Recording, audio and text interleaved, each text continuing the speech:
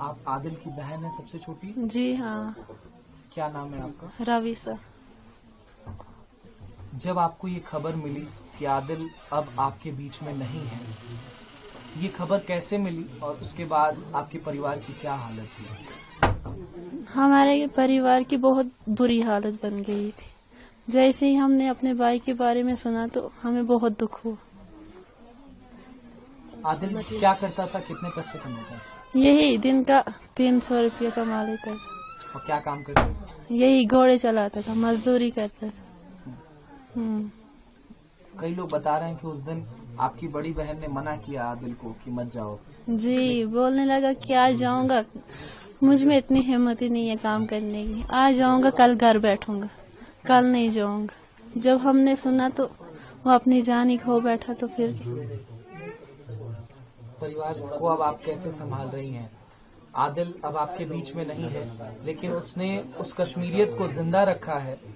उसने उन 25 लोगों की जान जाने के बाद अपनी जान देकर के उन आतंकियों की बंदूक छीनने की कोशिश की, जैसी बात निकल करके सामने आ रही है, ताकि वो और लोगों को न मार सके। वो पता नहीं है कि वो कौन थे, क्या थे, किन्होंने मारा उसको। लेकिन हाँ, सुनने में ये आता है कि वो बंदूक छीन रहा था तो उसको किसी ने गोली मार दी। 3 गोलियां उसके सीने में लगी, एक उसकी गले में लगी। जी। कहाँ कहाँ गोलियां लगी थी? शायद एक यहाँ पे लगी थी, एक यहाँ और एक यहाँ पे लगी थी। 3 गोलियां लगी थी। जी। माता पिता को आप कैसे संभाल रही हैं? कैसे संभालूं, अब क्या करूं, अब संभालना ही। आपकी अभी शादी नहीं हुई? जी नहीं। आप क्या करती हैं अभी? यही घर का काम करती हूँ। जी, और कुछ नहीं। समझ जाना जी, मैं आदिल की बहन। अच्छा, आप सबसे छोटी बहन है? मेरे से छोटी वो है। अच्छा, आप बीच की बहन है। जी। आपको जब ये खबर पता चली तो परिवार को आपने कैसे संभाला? अब परिवार की क्या स्थिति है? जब ये खबर मिली बहुत अफसोस हुआ, बहुत अफसोस हुआ। कैसे अपने भाई को याद करती हैं? आपका परिवार 7 लोगों का था, जी। 6 लोगों का रह गया। 6 लोगों का रह गया। बहुत अच्छा बंदा था वो। 5 टाइम अपनी नमाज पढ़ता था, दिन में कमाता था, रात को माँ बाप को, बहन भाइयों को खिलाता था। कितने पैसे कमाता था? दिन में अगर एक फेर लगता था तो 300, अगर 2 लगते तो 600। जी। पूरा देश आपके भाई की शहादत पर नाज कर रहा है। वो कह रहा है कि आप भाई हो किसी का तो वो हो आदिल जैसा, जिसने पूरे इन सैलानियों की जान बचाने का प्रयास किया।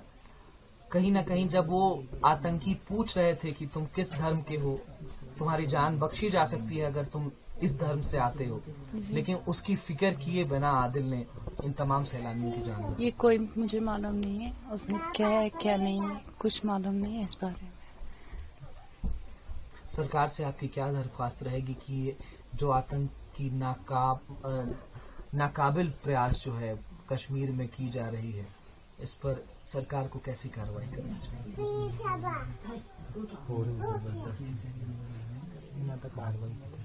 इन आतंकियों के लिए क्या कहना चाहेंगी जिन्होंने आपके भाई को आपसे छीन लिया? इनको भी ऐसे ही होना चाहिए जैसे मेरे भाई को किया। इन लोगों ने 3 गोलियां मारी, क्या करेंगे?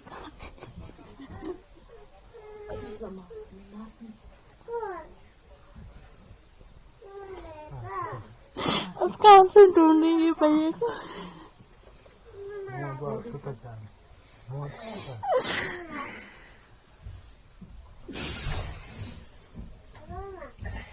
बहुत प्यार करता था वो मेरे से।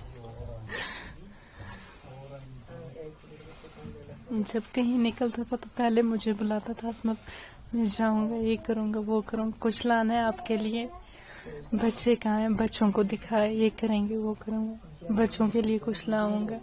अब कौन ला के देगा हम लोगों को?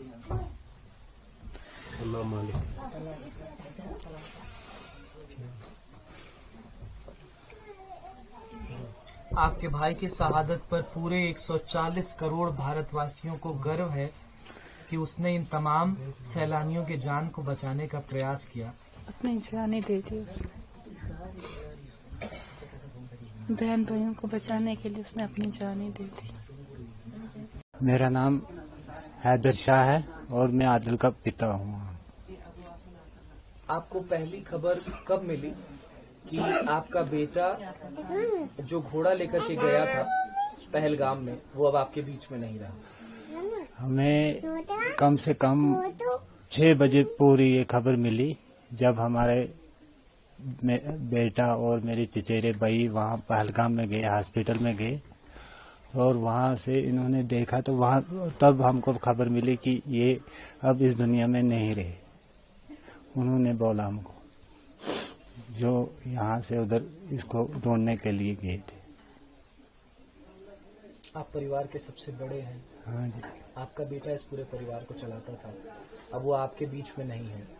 कैसे संभाल रहे हैं आप अपने परिवार को? अभी बाद में देखेंगे क्या होगा। अभी इसी गम में हम मुब्तला है, यही गम है, अभी यही परेशानी है। देखेंगे बाद में क्या होगा। अगर कोई इंसाफ मिला या कोई न कोई बहाना मिला तो कुछ होगा। आदिल इंशाअल्लाह इतना बहादुर था कि वो जब आतंकी अंधाधुंध गोलियां चला रहे थे, कश्मीरियत को शर्मसार कर रहे थे, तब आपका बेटा आदिल उनकी बंदूकें छीन रहा था, उन बुज़दिलों से लड़ रहा था। क्या कहेंगे अपने बेटे की इस शहादत के बारे में? बहुत फक्र है, बहुत फक्र है उसकी शहादत पे। उसकी फक्र के लिए मैं इस वक्त जिंदा हूँ, नहीं तो उसकी जवानी, उसकी शक्ल, उसकी ये देखकर मैं भी मर जाता। फिर उसी वक्त जब उसकी डेथ हुई तो मैं भी अपनी जान गंवा देता। लेकिन इस बहादुरी की वजह से मैं खुश हूँ और मेरी जान भी बच गई कि उसने और लोगों, सियाहों को बचाया, उन औरतों को वहाँ पे बचाया, उन बच्चों को बचाया। कुछ लोग उसकी वजह से बच गए, ये मुझे बहुत बड़ा नाज है उनका।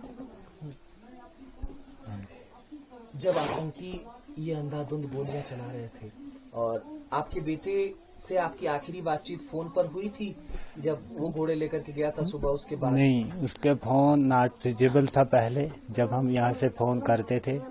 फिर बाद में 4, साढ़े 4 बजे के बाद उसका फोन ऑन हुआ। हमने सोचा कि ये अब नीचे जा रहा है, मगर ये पता नहीं था हमको कि इसकी डेड बॉडी नीचे जा रही। हमने सोचा कि ये अब निकल आया वहाँ से, क्योंकि वहाँ पे नेटवर्क नहीं होते हैं। हमने सोचा ये निकल आया अब वहाँ से। तो जब बाद में हम इंतजार करते रहे, जब शाम भी हो गई तो ये नहीं आया, तो फिर हम इस पूरे गम में मुब्तला हो गए।